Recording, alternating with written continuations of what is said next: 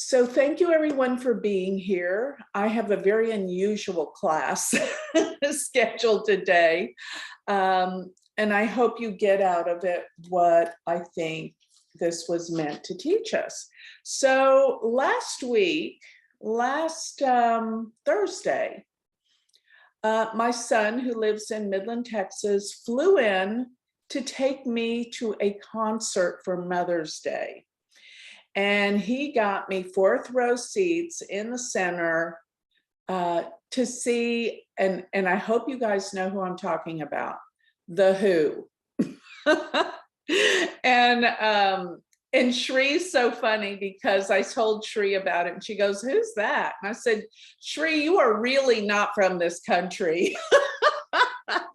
Because anyone that grew up, especially in my generation, that's one of their songs, knows who the Who are. Whether you like them or not, I think that they are one of the major rock bands of our time. It's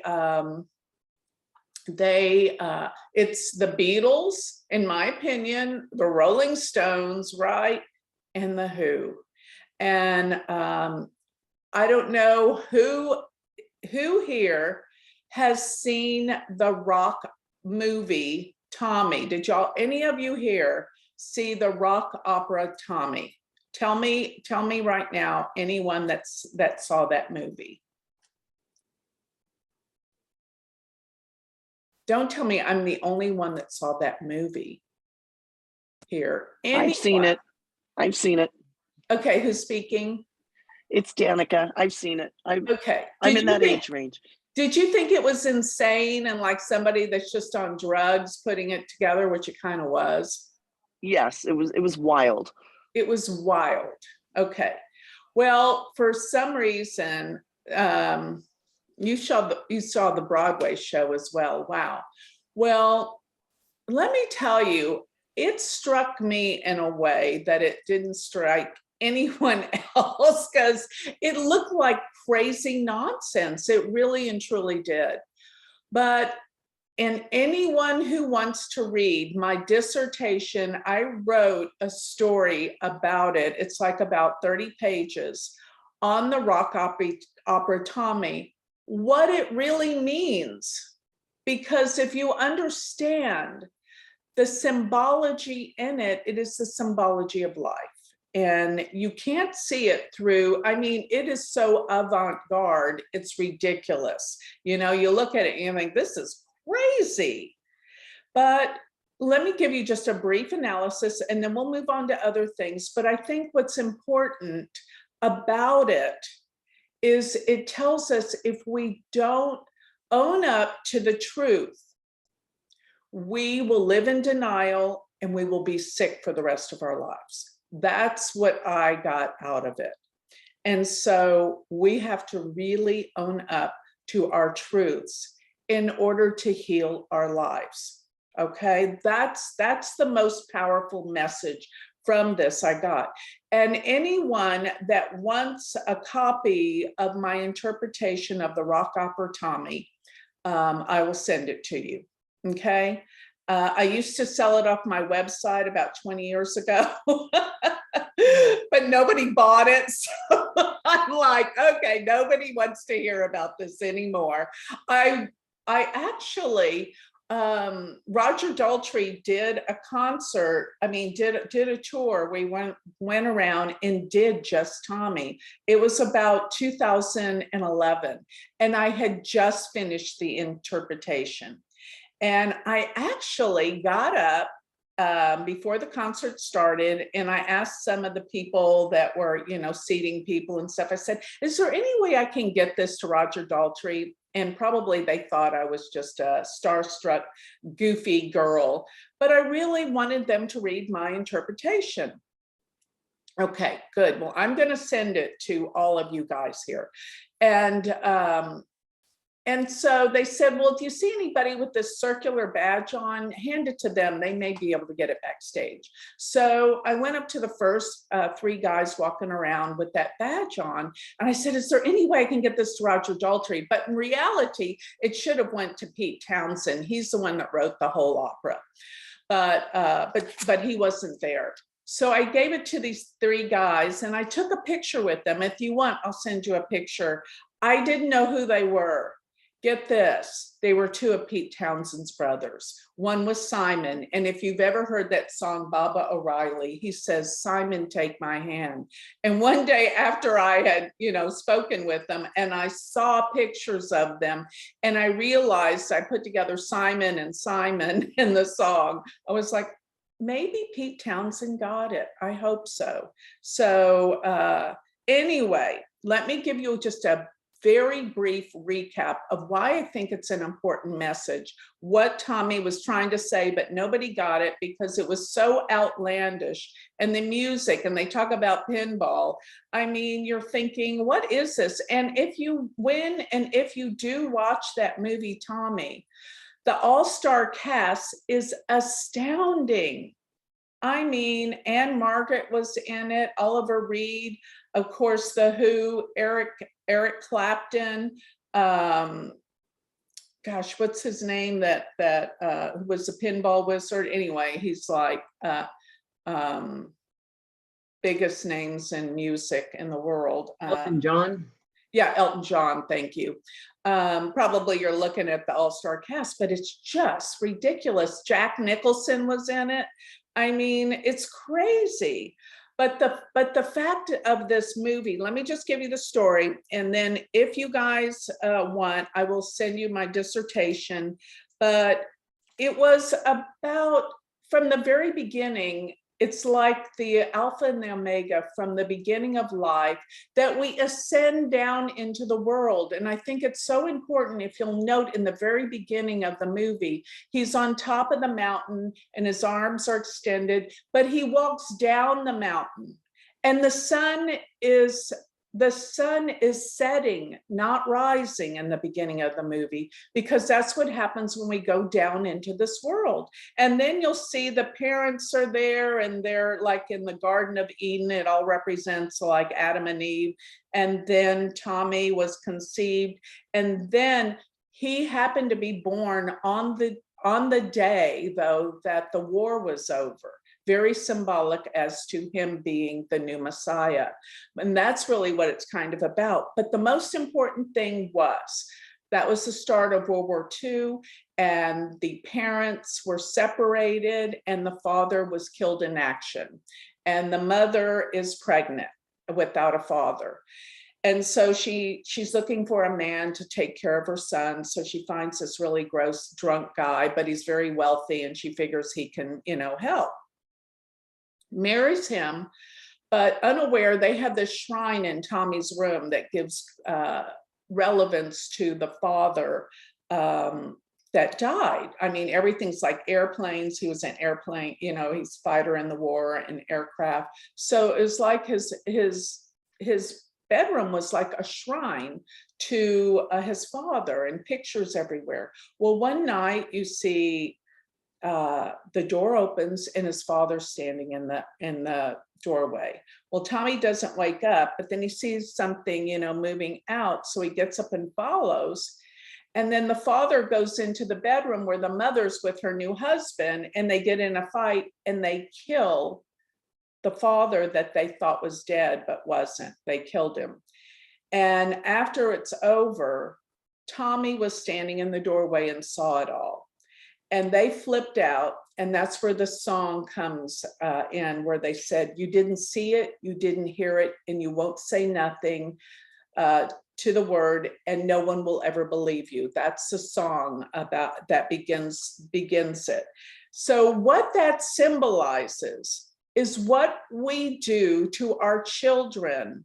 We say, you didn't hear it, you didn't see it, you won't say nothing. The child becomes deaf, dumb, and blind.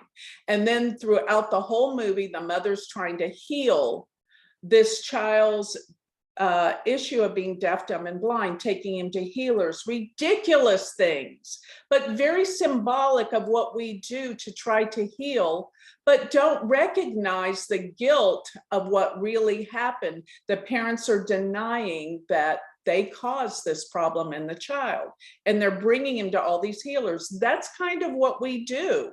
You know, we don't look at the real truth of what caused this issue. And it's always some kind of conditioning in childhood, right? That's what this symbolizes. It's so extreme, to the extreme where Anne Margaret, who's the mother, takes him to a church where, you know, where if you touch a statue, you're healed by this presence and all of that.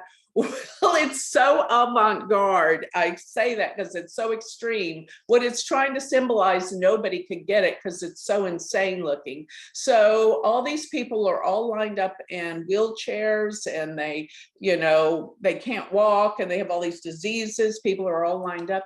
And guess what comes down the aisle, the idol for them to heal? A huge statue, and it's so disgusting, of Marilyn Monroe. And her skirts flying up. It's so disgusting and provocative.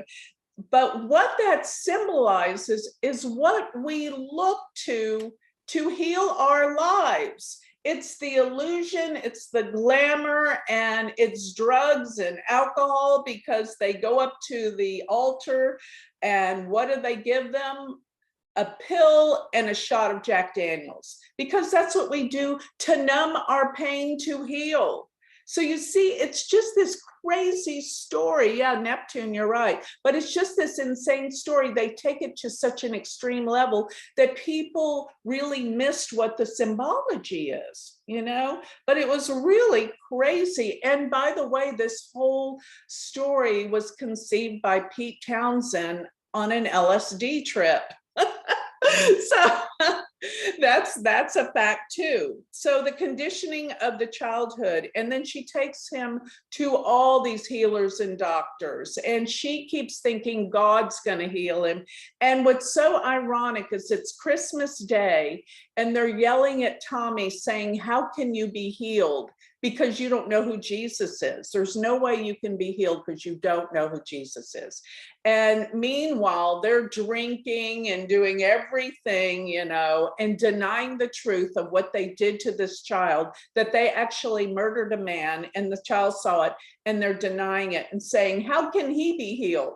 But they can be healed somehow because they believe in Jesus. I mean, how preposterous is this? So, but that's what's preposterous about this world. So then Tommy, the only thing he could see was himself in the mirror. And that's like us seeing our true self, the divine. And then somehow he becomes really good at pinball. Why?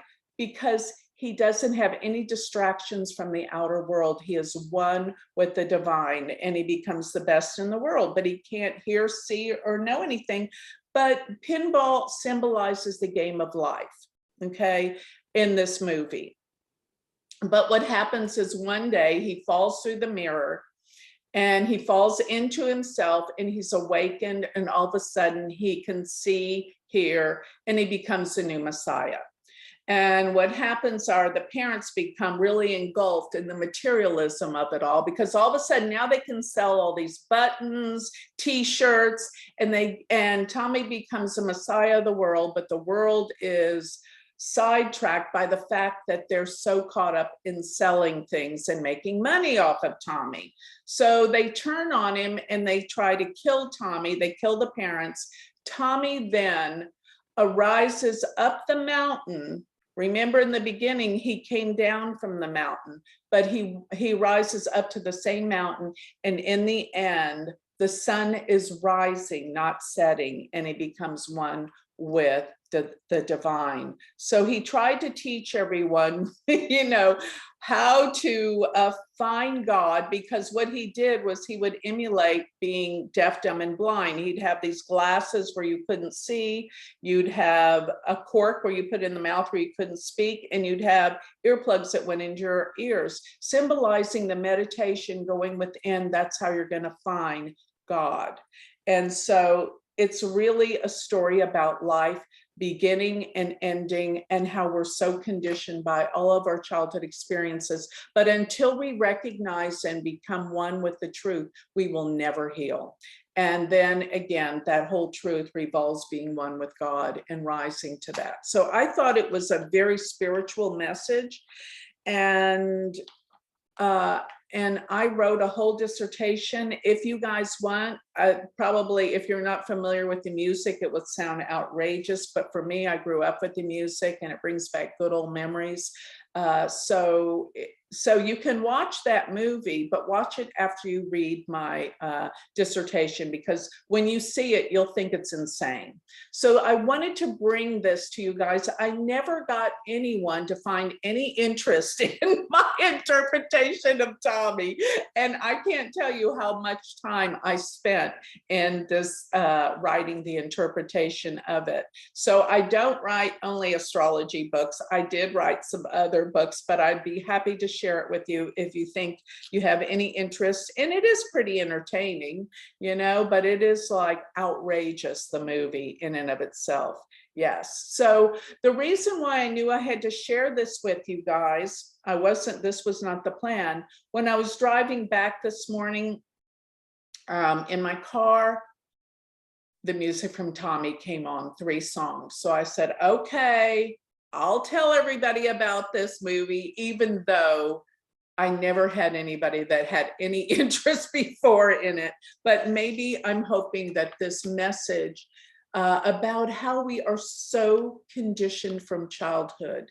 And for those of you that are parents, remember what you're telling your children sticks with them when they're babies forever and conditions their lives. So we have to be very aware, even as grandparents, what we're telling our children, because that will condition their lives and that will be what they'll have to heal from later. So that's why I think maybe this was a good message for all of you to hear. So let's continue on. Right now, I want to give you the picture I pulled from the book. It's kind of similar to the last week's picture, but I think it's more powerful. And here it is, right here. It is a jet flying over the Grand Canyon, and a luxury jet at that, you know, a private jet, okay, flying over the Grand Canyon. What do I think that means? That we are flying above it all. We are now in charge of our lives. If we're able to travel in a private jet and be above it all, we've got the power. That's what I think it means. And what is the Grand Canyon? That is one of the most amazing natural, what do you call it, wonders of the world. It is, if you haven't gone to the Grand Canyon, everyone needs to see the Grand Canyon sometime in their life. It is astounding. It's breathtaking. It will take your breath away. And I think this means we are able to fly above it all. And one of the most powerful, amazing, well, not natural monuments, but natural wonders of this world. This is who we are. This is what we can do. I think that is incredibly, it doesn't get more powerful than that, really. What a message. This is what we have to realize, who we are. I think this is like the most powerful message that we can absolutely see, that we can, and to fly, to be above, to be one with all that is, to know that we are the creators of our lives and we're here to create our life by knowing who we really are, not a victim anymore. You are the creator of your life. And there's some things I jotted down that I want you to know. And I got this, I have to tell you, from one of, and I love him. He's like really amazing, but this is just like a real quick focus from some of Joe Dispenza's work. And it's like 10 rules for success. I wanted to share those with you. The one is to focus on your goals. Do you know how many people say they want something, but then they dilute it with all these other things?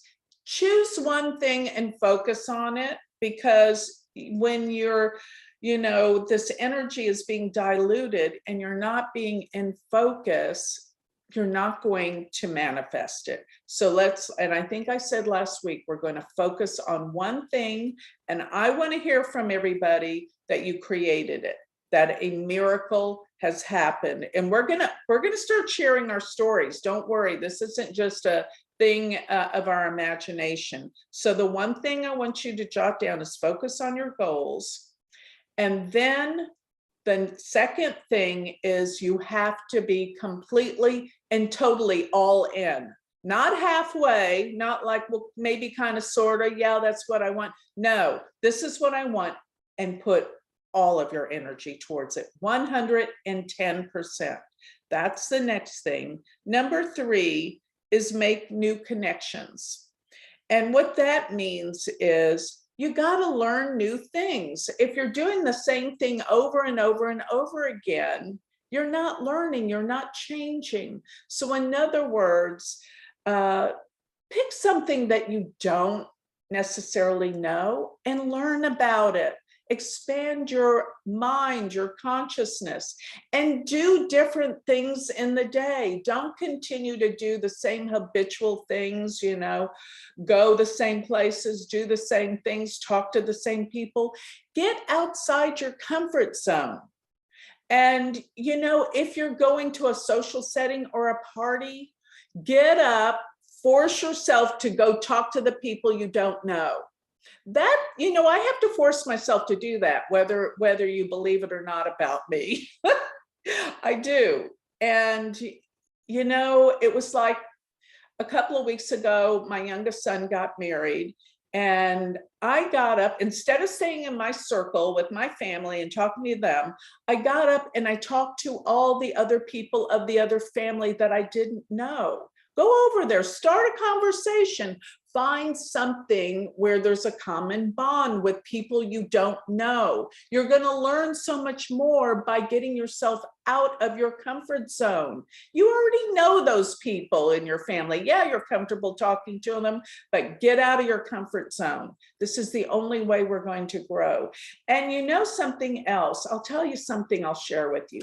My oldest son, the one that took me to the Who concert, he is off the charts, an amazing businessman. He has his own company. He's wildly successful, has an oil company in Midland, Texas. So I watched him get up and do exactly what I just told you guys about. He went to every table, put his hand out, introduced himself, and started speaking to the people he didn't know. And after that dinner, his wife complained to me that he didn't stay and talk with her, and she was so angry that he did that. And in front of my son Christian and her, I said, oh no, I was so proud of him that he did that. And she was just like, pouting and saying, and my son pulled me aside. He says, I have a theory about why Rebecca feels like that. And I said, what? And she said, well, her father is a big businessman, owns car dealerships in Detroit, and, was always a public figure. Well, he would bring her to some of the conferences he had and ignore her because he was talking to all the business people there at the conference. Therefore, she really resented when my son did the same thing her father did. That's what my son Christian said. That's why she didn't like it. And I said, I totally get it, but don't quit doing that because it's so important to get up and meet new people. So to get back to what I'm trying to tell you guys, make new connections, meet new people, and learn new things. And even if you have a set route that you travel to work or to the store, choose a different one. Get yourself to get out of your habitual patterns and do new things. That's what I'm telling you about number 3. Number 4, most important, open your heart. Open your heart in every way. And what that means, love everything. Look out there instead of being negative and think, oh, this world's so awful. This is the worst time in history. The world's, no, it's not. Stop that. Look at this beautiful planet, the trees, and right now it's easy to appreciate here in the Northern Hemisphere with all the flowers blooming in May. Oh my gosh, what an incredible beauty this planet has. Open your heart to the beauty and the beautiful people on this planet that are trying to make a difference. Don't focus on all the negative ones that are, making the world, they're miserable. Do you want to really resonate with people that are miserable? Let's resonate with the people that are so joyful and happy about life, because that means who you are. When you resonate with certain people, you're going to get more of that. You're going to be more of that. So we've got to change. If you're hanging around with negative people, it's time to change, because that means the reason why you're hanging around those negative people is precisely because you're vibrating on their frequency. And that means misery loves company, right? You're sitting there sharing your horror stories, trying to outdo each other. Who's the worst victim? Stop it. Get away from those people. The more you change, the less you'll vibrate to their energy. And the more you'll be able to create a better world that you are wanting to manifest and create. So we've got to start changing our frequencies. And that's another thing. All the women that keep attracting all the same guys, it's because that's their vibrational frequency. They wouldn't be attracted to them if they didn't vibrate on the same level. So you can't blame the guys for being a bad guy. You're resonating with them and you're part of that energy. In order to find a better person, better relationships, you got to change your vibration. Then you're going to attract somebody that's going to love you, heal you, not destroy you, and resonate all the victim stuff, and most of all, reflect what you feel about yourself, which is low sense of self-confidence. Come from a place of high level of confidence about yourself, you're going to reflect somebody like that. So we've got to change who we're attracting in our world if they are so negative. But you have to open your heart to this. Now, another thing is, number 5 is to tap into constructive energy. And all that really means is what I just said. Higher your vibrational frequency so that you will be attracting people from that frequency. And from a higher frequency, you're focusing in on the positive, not the negative aspects of life anymore. That's going to bring you down. Remember what I said last week, and this is a fact. Every time you think a negative thought, you lower your vibrational frequency. And we're all going to think negative thoughts, don't get me wrong. Because did you know that 95% of our awareness is unconscious? We have to force ourselves to be conscious and aware. And what does that mean? Being a fly on the wall and watching how you react and what you say. And we all say and react from our past. 95% of that is unconscious.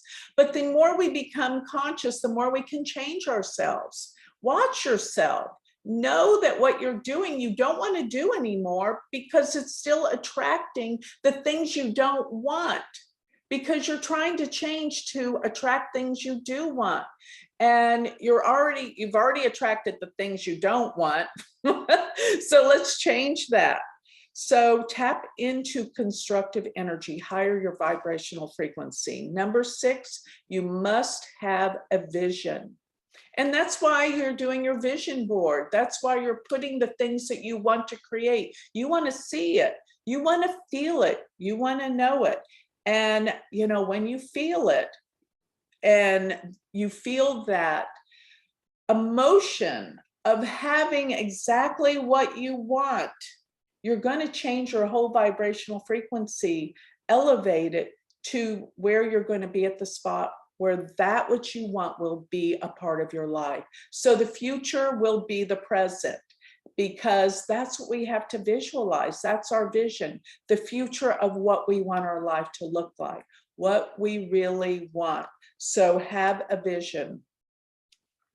Number 7, and this is what I just said, watch your thoughts.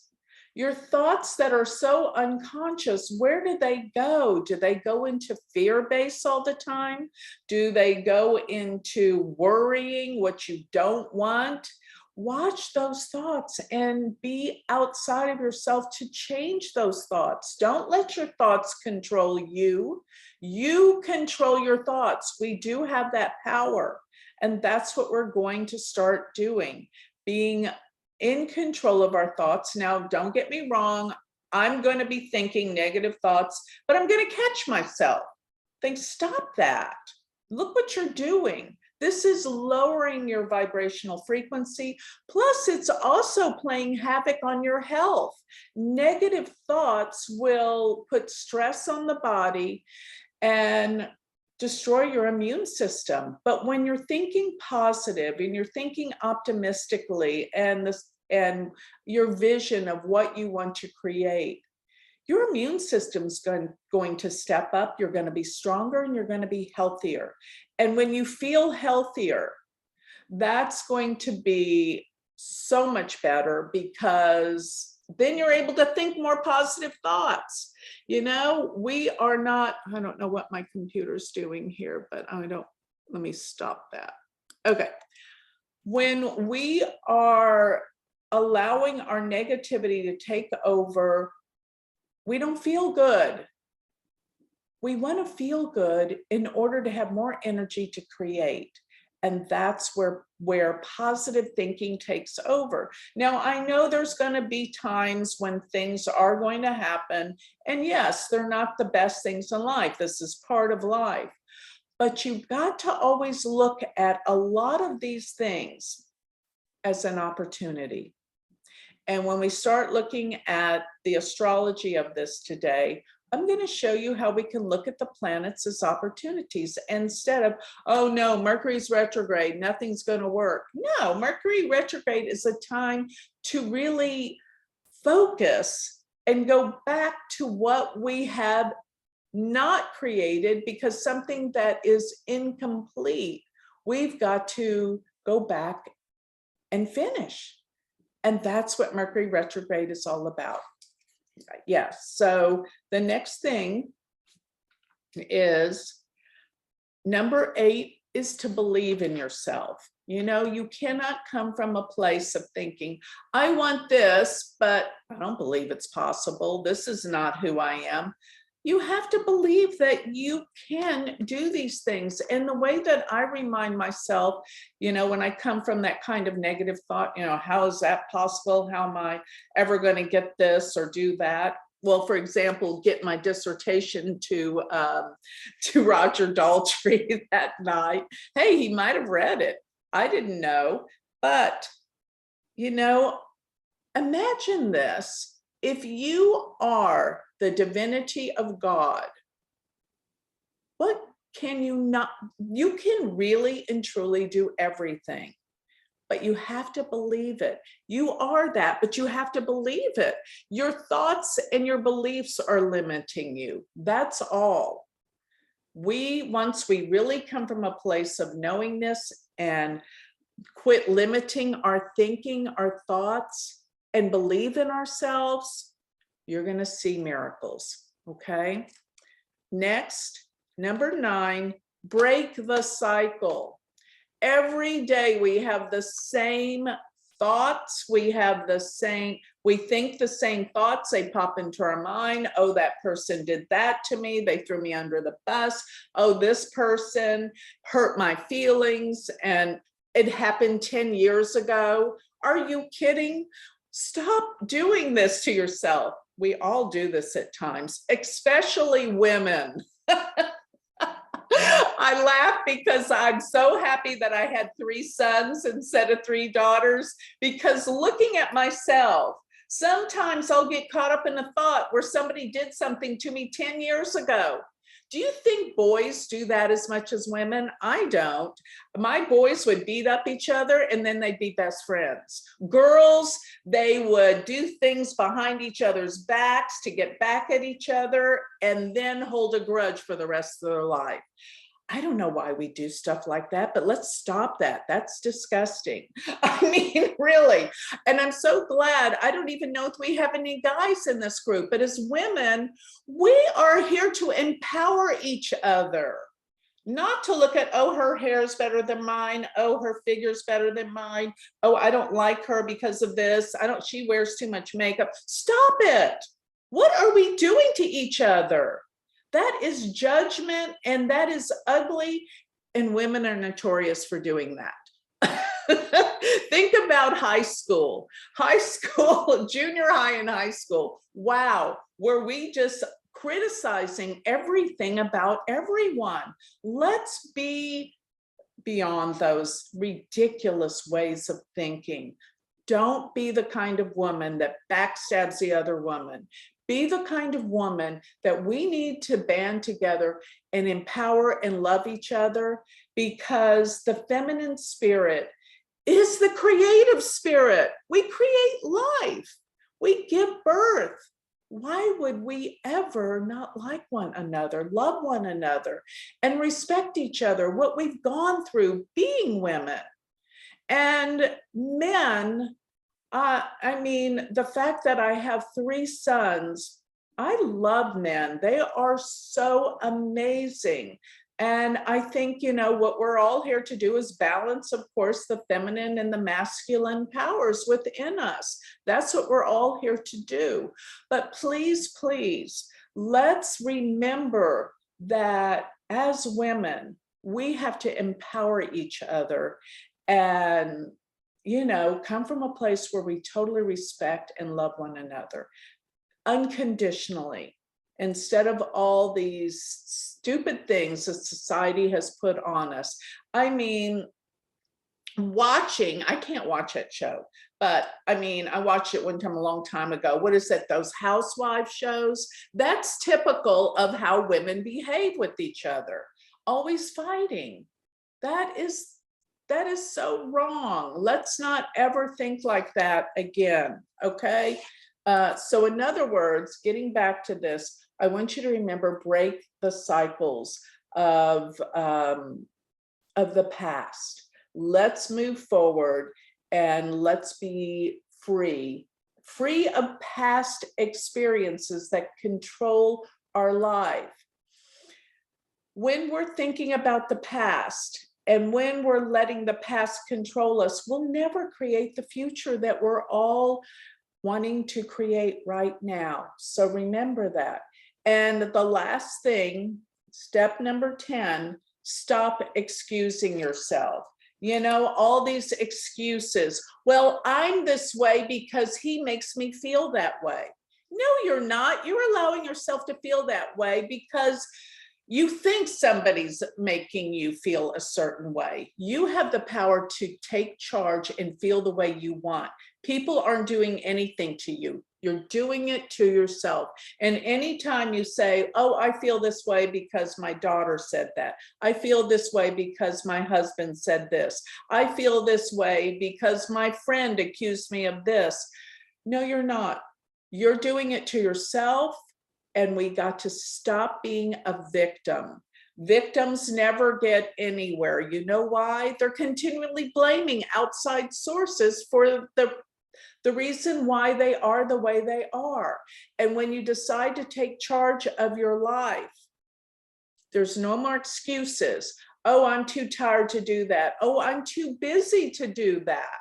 That's a big one. Yes, people make time for what they want, and people always find money for what they want. Such as, you can see a street person, but they have a pack of cigarettes. Do you know how expensive cigarettes are?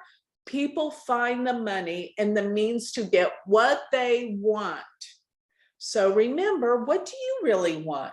We really want to create a new life of happiness and joy, and no more excuses about why you're not there. You don't have the time, you don't have the money, you don't have the energy. Stop all of those excuses, because whatever you really want, you have the time, you have the money, you have the energy, trust me. So that's what we got to remind ourselves of.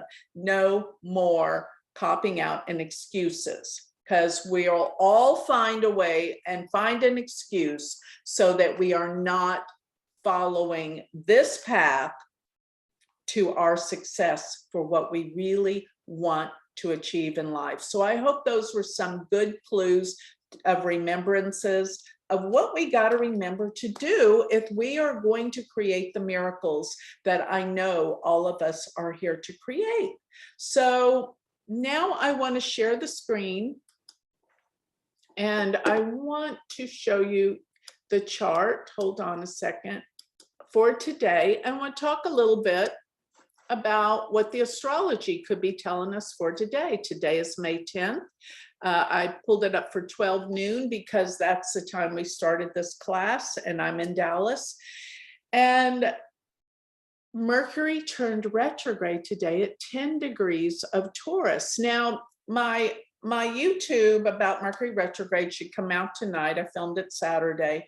And one thing that's very interesting about Mercury retrograde is the fact that it will go retrograde about 3 times a year, and it will always be in the same element. When I say element, I mean fire, earth, air, or water. So this year of 2022, it will always be in an earth element. And yes, I do sidereal Vedic astrology. To me, it is the astrology of the truth, because it's real. This is really where it is in the constellations. This is astronomically correct. Mercury's in Taurus right now. So the earth element rules what? Finances and money, okay? Because in January, Mercury went retrograde in Capricorn. Now it's retrograde in Taurus. And in October, around the fall season, it will go retrograde in Virgo, probably September. Yeah. So this tells us the volatility of the markets and money. And what does Taurus deal with? Food, the earth. So prices are going up on food. They're going to continue to go up. This retrograde will give us a chance to really look at what's causing this. Remember, when a planet goes retrograde, it's going backwards. Therefore, it's a time to review. So when Mercury goes retrograde, it's always about I always say any word with RE, because it's like reflect, review, reassess, reanalyze, reconstruct. And one word that you wouldn't associate with this, but I say it's the most important one: relax. Mercury retrograde is a time to relax. Contemplate during this 3 weeks what you haven't finished and what needs to be done to finish. So you're going back to review things to see what you need to do to finish the projects that are left undone. So in other words, Mercury retrograde is not a time to start all these new projects. Leave that for when Mercury's going tip-top speed. We use the planet cycles to reflect our lives, to get the best energy out of what's going on with the planets. In other words, it's great for timing. When you go against the grain of things, it's harder. It's like you're going upstream. So to follow out when Mercury is going retrograde, it's time to reassess and review and go back so you can finish the projects that you haven't completed. This is a great time for that. And what are some of the projects we've already started? our self-awareness about ourselves. So use this next 3 weeks to reflect on what is missing from your work on yourself right now to change. Reflect on this. Really do some self-analysis. And I tell people Mercury retrograde is actually a great time for vacationing. I know you wouldn't think that. Why? Because it is terrible to travel when Mercury's retrograde. But you know what? I, as a flight attendant, traveled when Mercury was retrograde all the time because you know what am I going to do? Call in sick for 3 weeks? I don't think so. I used the energy wisely. What was going to happen? I told my crew members we're going to have delays all day. We're going to have mechanicals. Bring lots of entertaining things to do, which I did. It's like one time when Mercury turned retrograde on that day, we were grounded with a mechanical, or I think it was a snowstorm, that's what it was, for 8 hours. I edited my entire book, Awaken to the Power Within You, on that ground time.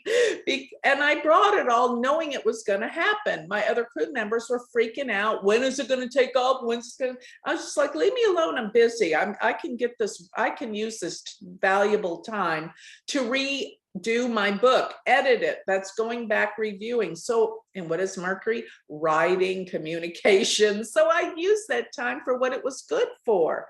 And that's what we need to do. So going back to the travels, yes, getting from point A to point B, you might have difficulty.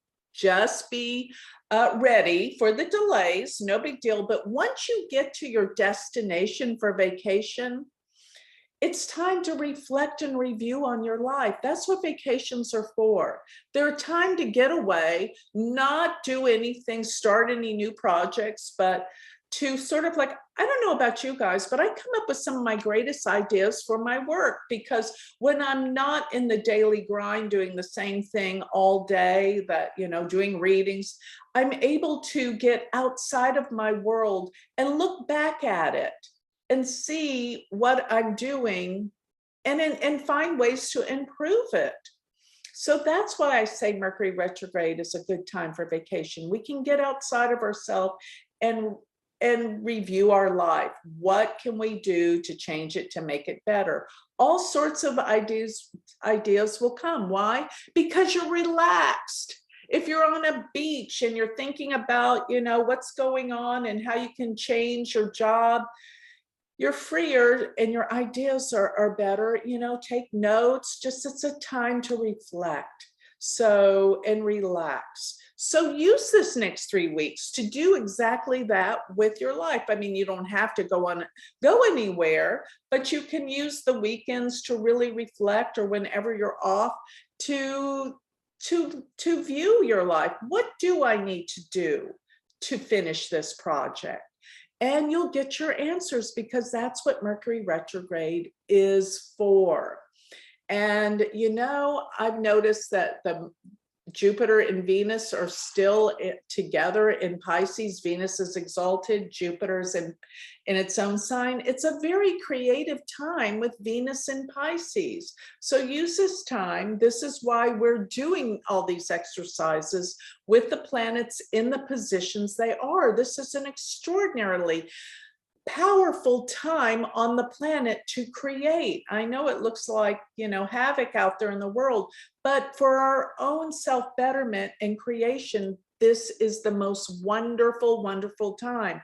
And I've got news for you. Coming up in July, I fell upon a day that was outstanding to start anything new. And so I'm putting my words where my mouth is. So I am starting, you're the first to know this, a new semester with my university, because the day is so amazing. I believe it's July 6th. Shri, are you listening right now? And I think we planned it together, July 6th. Let me show you this day for those of you.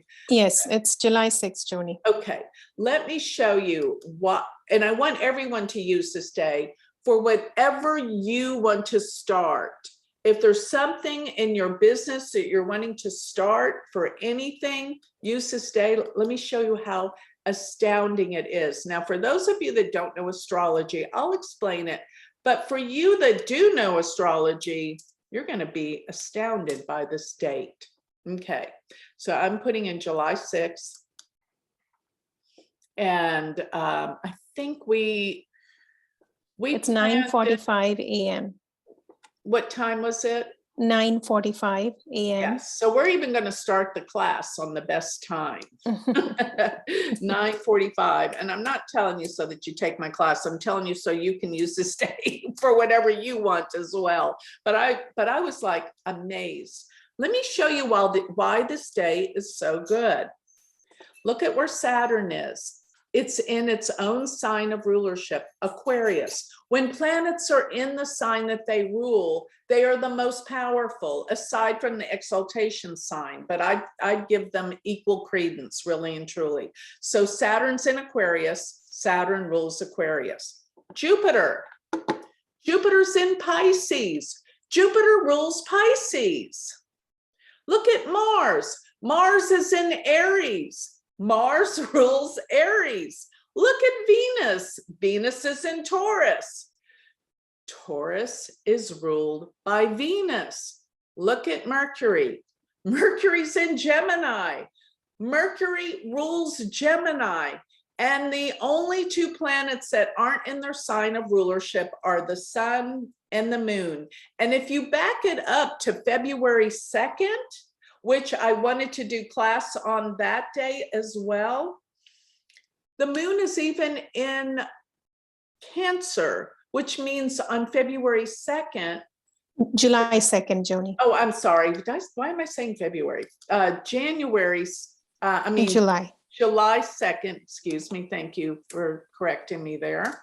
July 2nd, if you back it up a few days, you'll even have the moon in Cancer. So that's another day to start projects, either the 2nd or the 6th. And the reason why I like the 6th, though, was so really on this day, the only planet that's not in its own sign of rulership, remember Vedic astrology doesn't use the outer planets, so that's why I'm not talking about them, is the sun.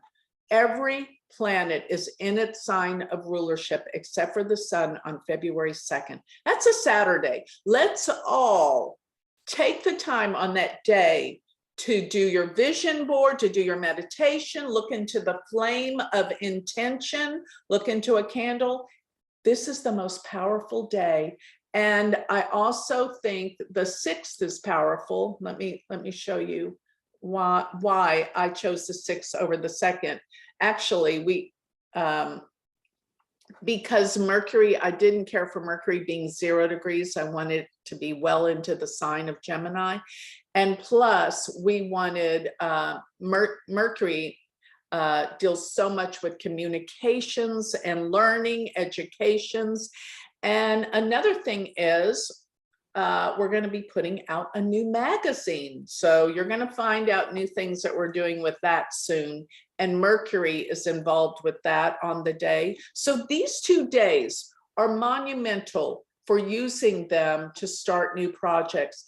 And going back to the 6th, why I chose the 6th, I'll just show you why I chose the 6th over the 2nd, just for the beginning of semester 1 for the University of Vedic Astrology, is because I love the moon being here in Virgo, and it's in Hasta. That nakshatra is so powerful for the moon to be in, because actually Hasta is ruled by the moon, that nakshatra.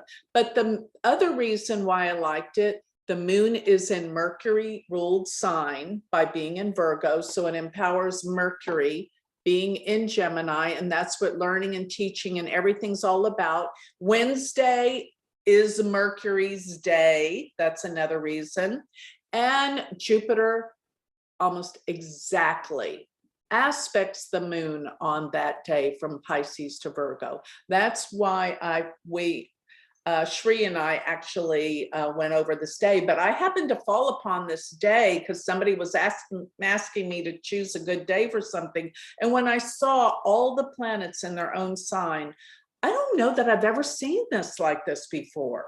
And, you know, I'm sure it's happened before many years ago, but I mean, this is amazing, really amazing, because, you know, you'd have to have Jupiter in either Pisces or Sag and Saturn in either Aquarius or Capricorn. That you'd have to have those two to put those two planets in their sign of rulership. And they move so much slower, it's hard to get. Plus all the other planets in their own sign. Anyway, this day, put that in your schedule of these 2 days. You've got to do something really important. And I promise you, with the power of the planets, you're going to manifest it. So with all of that said, it is just, I've been talking for about an hour. And now I want everyone to tell me about their week, what's been going on for them, anything you want to add to this. And most of all, anything to do about the movies that we were talking about. If anyone, we can talk about, I know we've been talking about for a while, that movie, Sugar Man, Searching for Sugar Man. I think now, if you guys haven't watched it by now, you're not going to watch it. So we can discuss what it's all about and how that movie, if you're in a bad mood, watch that movie and it'll make you feel incredible. So now I want to open up the, let's see. So can you guys see me now? Am I back to where I'm not sharing the screen? Yes, we can see Yes. you. Okay, good. So, because I wanted whoever's talking to have center stage, and now I want to open up the floor for everyone to give us your comments about what's been going on in your life, anything you want to say about the movies or what's been going on. Go ahead, take the floor. Yeah, I would like to say something. Yes, please. Jeanette. Last time I couldn't make it because I did something new, and then I listened to a recording, and then I heard it was 3 May was a very important day. You So did about the actually during last the time. I did, Yes. yeah. I'm a scientist, and yeah. Now I told you once I'm in a court case with my employer, and so I came in human rights and all those kinds of things, and my friend is very much into it, and I was never into it. Now I decided I organize a meeting for other people to know about his work, because it's very unusual. I sent it also once to you. It's about the free city of Danzig, which is the United Citizens. It's the opposite from the United Nations. Okay. And I'm not in politics and all these kind of things. And but since the pandemic started and I became aware of all the corruption,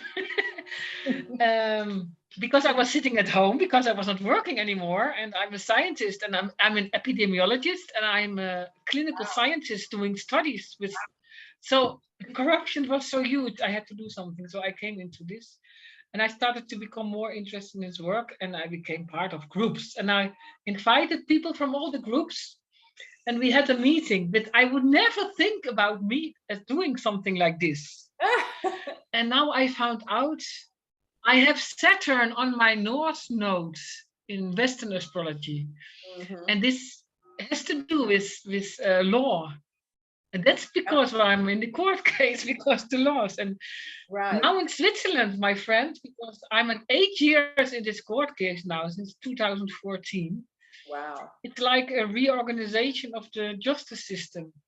In Switzerland, this is what he is doing, you know, this United, because he's fun. When I met this man, my coach told me, "Oh, you met Robin Hood." Yeah. So now he's reorganizing the system, and I did the meeting, inviting people from, you know, all the Corona people and action people, because he said there's something behind. The problem is that the people in the justice, they have no official status more, that they have to obey to the law. They are just employees. This is the problem. They're just employees. They are no official people who have to obey the law. And when I listened to the recording, I was a little bit upset that I put a meeting on the 3rd of May when I had to come to the class. Yeah. And when I listened to the recording, I heard I did exactly correct. I manifested at a powerful time. So I was very happy. Yeah, you were meant to do the other thing and hear later that that was the day you were meant to do it. I love that. Yeah. Good. Yeah. All right. Thank you for sharing that. You're amazing. You're going to be changing the law so that all the corruption will be put aside. That's It's so exhausting, but I start to understand more and more. This is just what's happening. Yep. And it seems that I play a part in it. Good. Well, thank you for your hard work. I know Oh. it's not easy. Yes. Thank you. Hi, Joni, it's Dana. I just want to say, I Thank you. love your hair like that. Oh, And I love the Shooting Star series. I love everyone. And, but man, your hair looks fabulous today. So in case nobody else has said that. well, thank you. I was talking in the very beginning before class started. I manifested a spa. I always wanted a dry sauna, and it just got completed about 2 weeks ago. And so after I finished all my work yesterday, I went out to the spa and my hair was clean. I cleaned it in the morning, right? And I thought, you know what, I just cleaned my hair. I'm not going to wash it. Of course, in the dry sauna, you're sweating profusely. Yeah. So I just went to bed and I had to be someplace early this morning. And I just put it up and I thought, hey, I'm going to go in the sauna again today. I don't want to have to wash my hair again. So this is what had to happen. So good. I'm glad. Well, it's becoming on you. Thank you. So I just wanted you. to Thank you. That's funny. Okay. Anything else? Yeah, Joni, I have a question for you. So I'm probably gonna take a class. I don't know if I can do it on the 6th of July, but I'm fascinated. I'm very fascinated by Vedic astrology, and I'm learning so much through you. And I really thank you. It's really hard. It's like learning a second language because I have Western astrology so ingrained in my brain. And how do you make that shift? How do you, even just Mercury being not in Gemini right now, but being instead in Taurus. And also I consider myself such a Libran, but I guess in Vedic astrology, I'm actually a Virgo. And so it's just a lot of shifting. Well, and it is. And maybe this is part of what you need to get out and learn something new to change from the past. But I found that, I find that students that come from Western astrology, I always thought, oh, they already know what the houses mean and what the planets mean, so it's easier. But I find they have the hardest time. It's the people that don't ever study any astrology that do have the easiest time because they don't have to unlearn what they learned in Western. And, and I've been to big conferences that were all Western astrologers and taught classes. And they would always interrupt me with, yeah, but in my Western chart, I have this, or, I would say, stop it. Quit comparing and trying to fit Vedic into your Western. It's a completely different system. Drop it, surrender, know that this system works and just learn it. And don't sit there, go, yeah, but in my Western chart, I have, stop doing that. Just see, okay, what is the value of this? What is this teaching me? And just add it as an adjunct to your knowledge. Don't try to say that one discounts the other. Say that this is a different language. How can you put one language into the other? You can't. Of course, some of the words are similar, but especially Latin words. But you can't compare, and you just have to surrender. That's what I found in my learning from going from Western to Vedic. One day I just had to stop the, what is all this nonsense? I had to stop saying, yeah, but in my Western chart. And it was probably the day that I quit having both the Western and the Vedic chart side by side when I read a chart. When I finally came to terms with, you know what, I don't even need this Western chart anymore. I get more information from the Vedic. And I quit saying, yeah, but, oh, I'm really a Scorpio, but how can I be Libra? Well, the whole Vedic system is a system, and it's not about just sun sign stuff. That is such superficial astrology. If you're still talking about sun signs and all that, you haven't graduated to real astrology, because astrology is the chart. It's where all the planets are. But not only that, the houses to me have more meaning. Because, you know, somebody says, well, I'm so Scorpio. How can I be Libra? You know, because like the Scorpio sun falls back into Libra. And my question to the person that asked me that, I said, how many planets do you have in your 8th house? 4. So what is the 8th house? It's relative to the 8th sign. So you see these, it's the whole system. It's like the houses. It's not just these planets and signs and the aspects. It's an entire system. And once you surrender to quit comparing and going, yeah, but, that's when you get it. That's what happened for me. Yeah, because I was, you know, we all do that. We're like, you know, and the reason why Western works well is because in Vedic and Western, you'll get the same transits. When, you know, Saturn conjuncts Rahu or the moon, it'll be in both the charts. It's just in a different sign, you know, but the house is everything. The house really is what reflects what's going on in your life, not just the personality of the signs. And if I could say this too, the signs are more about power. So in Vedic, if you have a planet in a particular sign, it's more powerful and will deliver its results of what that planet's about, not the description of the sign so much like you do in Western. Does that make sense? Where you know, you're looking at, you know, oh, Libra's this way and Scorpio's that way. No, we'll say the sun is debilitated in Libra, so it's weaker, where it's stronger in this sign in Aries, but it's debilitated in Libra. Therefore, it's not going to deliver the results. But the house is everything. What area of your life is it really going to talk about? That's what people want to know with astrology. Let me put it this way. We already know our personality. Why do we need astrology to tell us our personality? Don't you think you know your personality? And then, you know, when you hear somebody say who you think you are from your personality, you go, oh, this is so cool. It works. So what? You already know who you are. I want to know what's going to be happening in my life and what my destiny is. That's what I get from Vedic. And that's why I think it's so powerful, because we look at the planets being empowered or weakened by their signs, not the personality analysis that you have from Western. Okay. I don't care about my personality anymore. I want to know what's going to happen.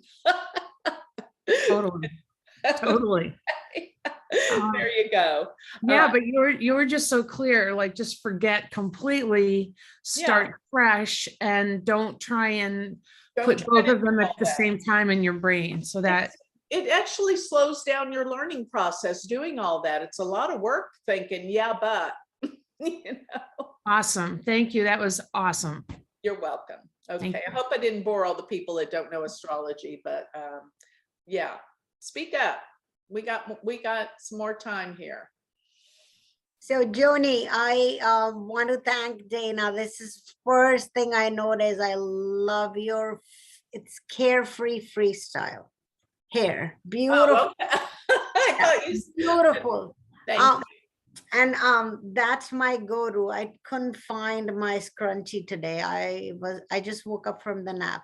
So this is I joined a little late, and you were talking about what is said about us in our early childhood, how we carry those scars into adulthood, and we need to heal.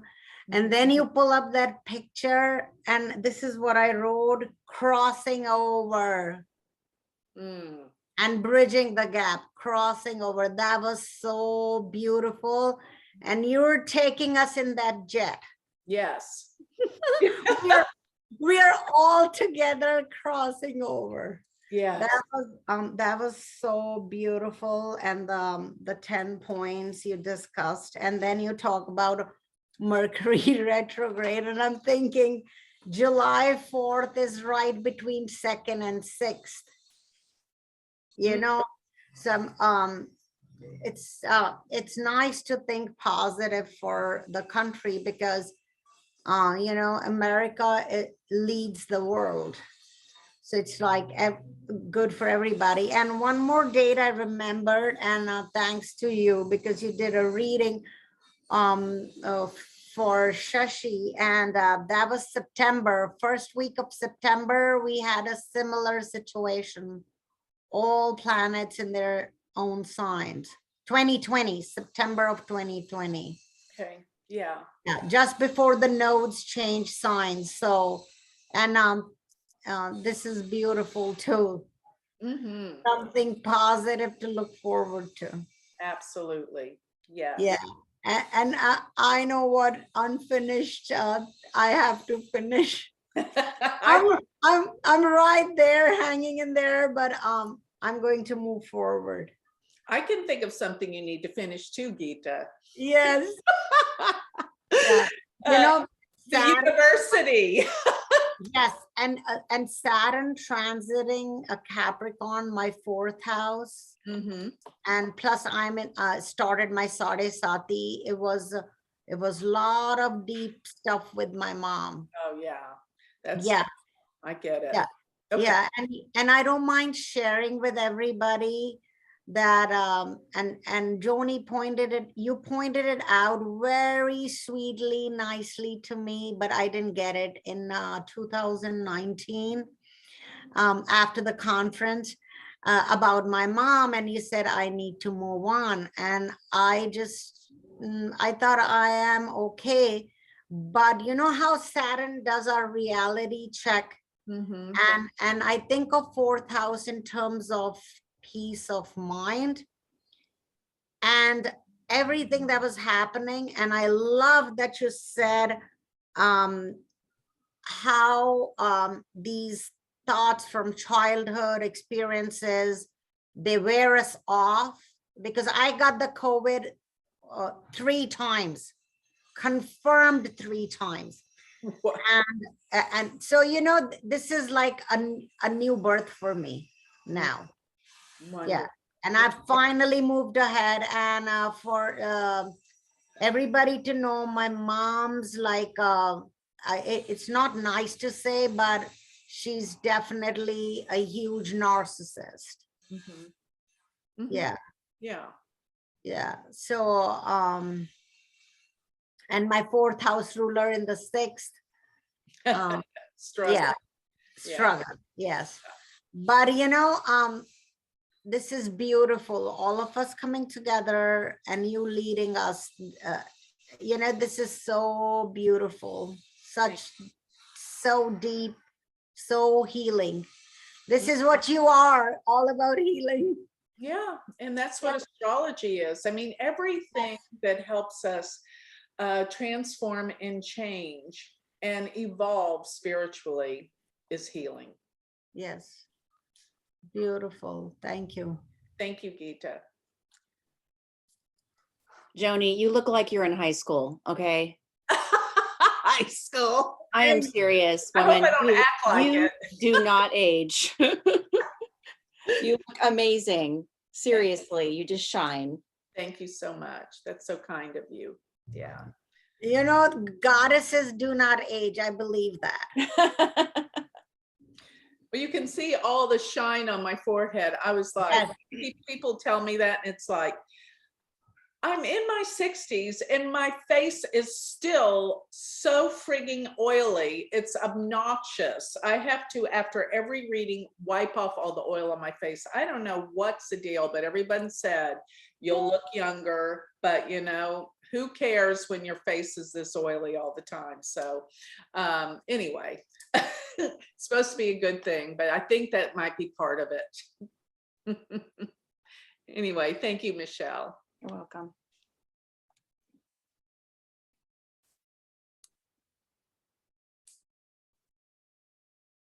So we've got about 10 more minutes. Come on, whoever has never spoken up before, have the courage to do some. What is courage? Feeling the fear and doing it anyway. So speak up.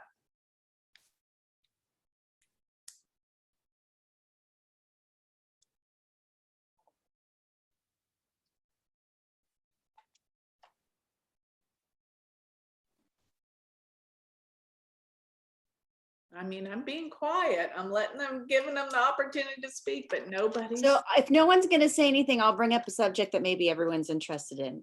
So do Okay. you think it's possible that the stock market will be a good time to invest July 2nd or the 6th? I mean, let's, getting down to the bare bones of things. Well, here's what I think. I think because the planets are going to be in such a good place, it could come up again then. So I think if it's down, yes, but I think right now is a good time because I think with those planets being so strong, it's going to come up. Okay. And it's going to be looking really good.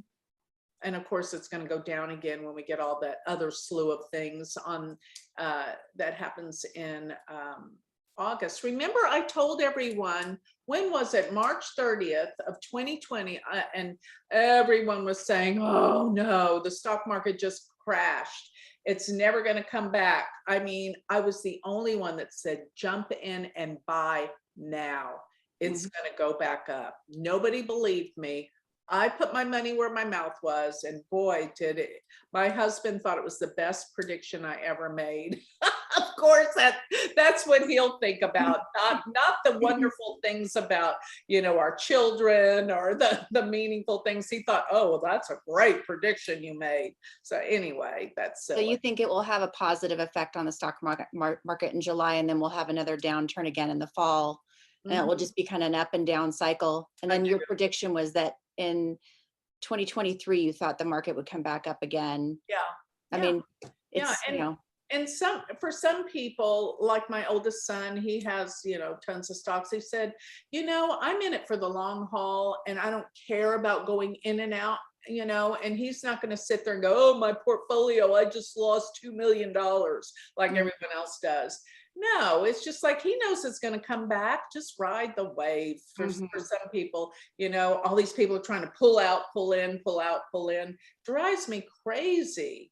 But if you're going to invest when it's down, like right now, I mean, it's great. Today it already went back up a little bit. Everybody thought yesterday was the peak of being down and went back up again.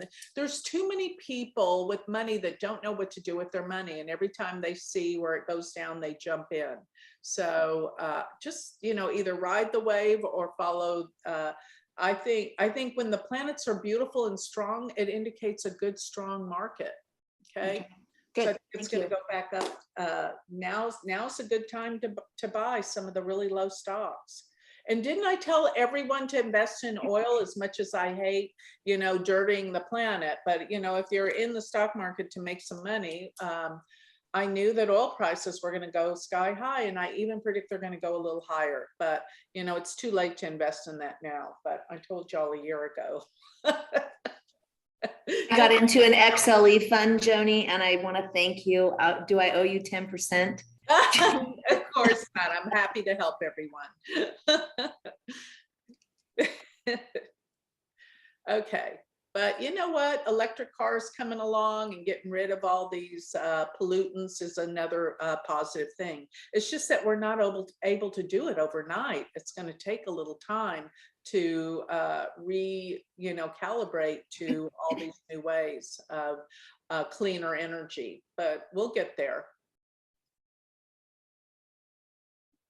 And I know my son's thinking of different ways that he's going to, diversify, because, he's in oil and gas in Texas, but he's, of course he's thinking, only a good businessman would think I got to diversify because this isn't going to be the way to power our cars in the distant future. We gotta adapt and adapt to cleaner means of energy. But for right now, we're not there yet. The trucks and everything, they still need fuel. So yeah, we'll get there. That's all. Anything else anyone else wants to say? So you know what I think we'll do next time? I want to see some progress results. I want to see what you guys have achieved following this, because one last thing I want to say is you've got to do the work. Remember what Joe Vitale said? You got to do things. You can't just do a vision board and expect this stuff to happen. You got to actually do the work. And what that also means is do the meditations every day, not just do it once in a blue moon and think, oh, that didn't work. You're not going to get results acting like that. I want to inspire you guys to keep up the meditations, the work, following those 10 rules. I'm not doing this for you just to listen and then forget about it tomorrow. You know, this is what I really want to see the results. I want everyone in this group to have a miracle that's come out of being part of this. And so if you feel uninspired, go back and re-listen to these recordings and know that you've got to put the energy in and do the work if you expect this to work for you. Okay, so all of you guys, be adamant, be sincere, be righteous with your intentions to create, and it will happen. And I want to start hearing results. And I think next week is going to be the week we're off. Okay, it's the 17th, so we won't be here next week. Remember that, everybody. But then I think the following week, isn't that going to be the 31st? Is that right? Is somebody looking at a calendar? Is that the 31st, or do we have one more class?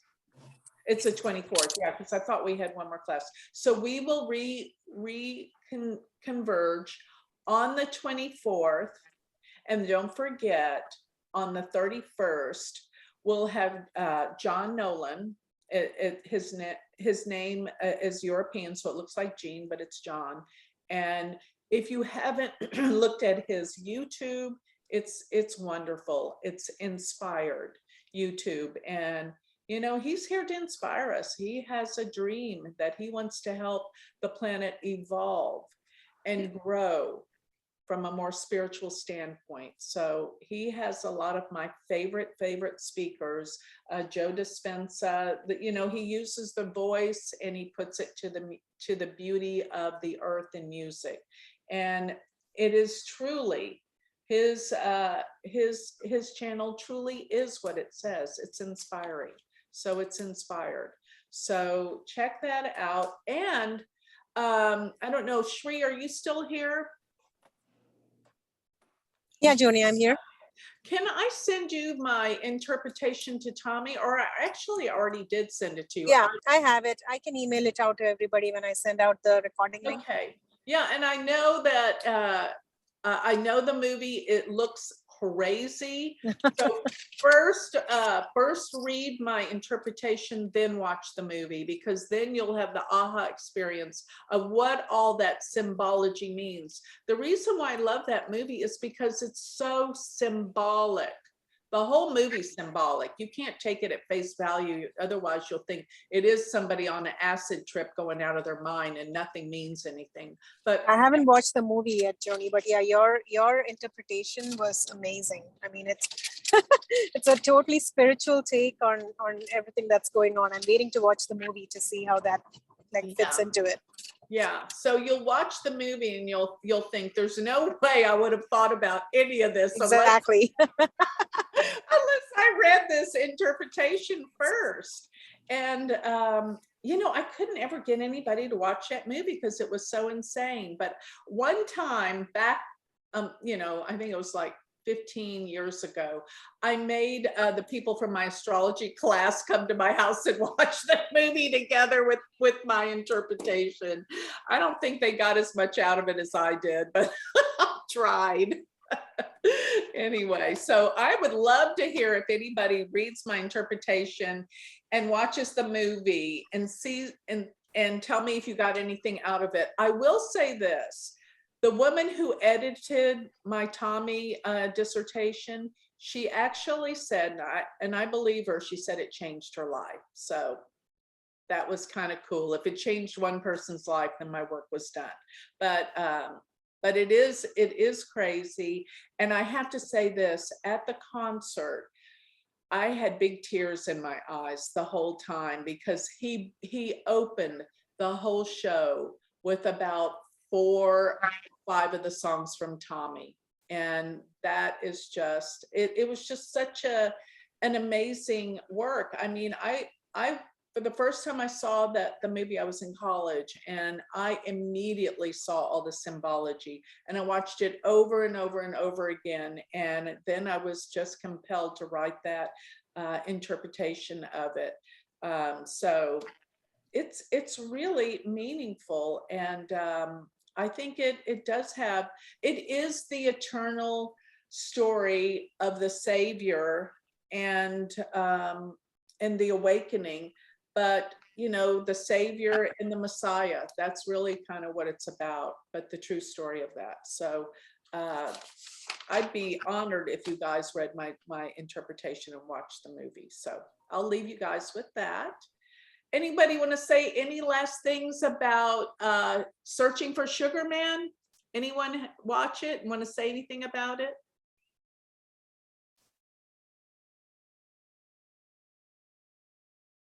Well, for those of you that, let me just tell you what it's about, since those of you who haven't watched it.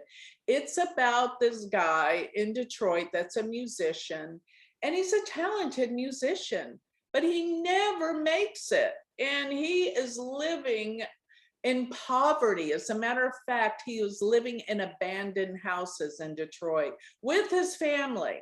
And he was really poor because, you know, he was a musician and that's all he cared about. He wanted to be a musician, but he could never make it. It was pitiful and sad. But one thing his daughter said, remember, this is a documentary, his daughter said, you know, my father, the way that he taught us, even though we didn't have a house and we were going from house to house, he always brought us to the public libraries, because that's where we could learn, and that's where there was knowledge and information. And he even at one point ran for mayor of Detroit. Of course, he didn't make it because, you know, he was kind of like a, you know, a wild card out there saying, oh, I'll run for mayor. And, you know, he didn't make it. But he was always impoverished. And, you know, he had all these dreams and aspirations of being a rock star. And he had all this music. And it was so sad because he never made it. But come to find out that some of his songs somehow made it to South Africa.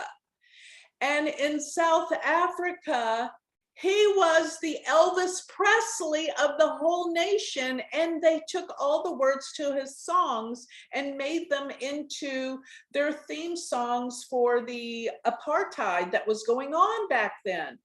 And somehow somebody said in South Africa that the author of all this music was dead, that he had died. So they didn't even know who he was, and they knew that he was dead. So they never tried to contact him. And somehow, some way, somebody found out he was still alive and contacted him and brought him to South Africa. And here he is, he's so used to living in poverty. They bring him over first class, and he's like, he doesn't know at all what's going on.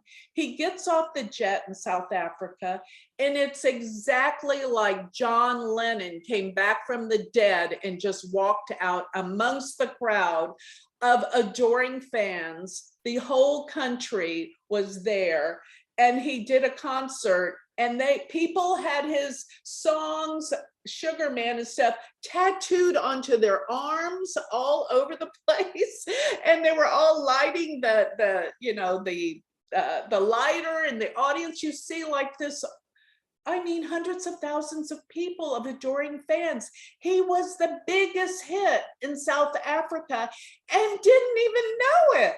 And they put him up in this beautiful hotel, and his daughter said he slept on the sofa. He didn't even sleep in the bed because he wasn't used to anything with luxury. And that's the only thing he knew was sleeping on sofas. And here he is, the biggest star of the entire country. He made it, and he didn't even know it, around the world. And it's like this feeling of, oh my God, you're a star and you don't know it. I mean, he was like the biggest star there. It was the best feel-good movie in the end, and seeing how humble he was and how he was like in shock that he was a mega star in South Africa. All the record albums were everywhere in the country. It was their theme song for the time of what that country was going through. Can you imagine a story like this? This is a true story. This really happened. So for those of you that didn't see it, I watched it for the first time, had no idea what it was about. And that's what made it so good, because every step of the way, it was astounding what he discovered. And, you know, I think he's still alive, or maybe he just died or something like that. I don't even know, but I think he's blind or something right now, but an amazing story. And it's, when you feel down in the dumps, watch it, it'll make you feel good. And that's what movies should do for us, make us feel good. So go and try to see Tommy as well, if you can. I don't know where you can find it, but oh my God, it is nuts. It's crazy. At least you can see Elton John, you can see Eric Clapton, you can see The Who, you can see Jack Nicholson, and Tina Turner. Tina Turner is amazing as the acid queen in this story. So it's pretty darn entertaining. So let's lighten up our lives and find some fun in all the other times we're not working, okay? So have a good time next week. Do something powerful and fun. And I will see you, what is it, on the 24th again? I will see you the Tuesday after next Tuesday. And we're going to talk about some of the results some of us are starting to experience, okay? So with that, I'll close. Namaste to everyone, and thank you for being here with us, all right? Thank you. Thanks, Thank you, Joni. Joni. Bye-bye. Bye, everybody.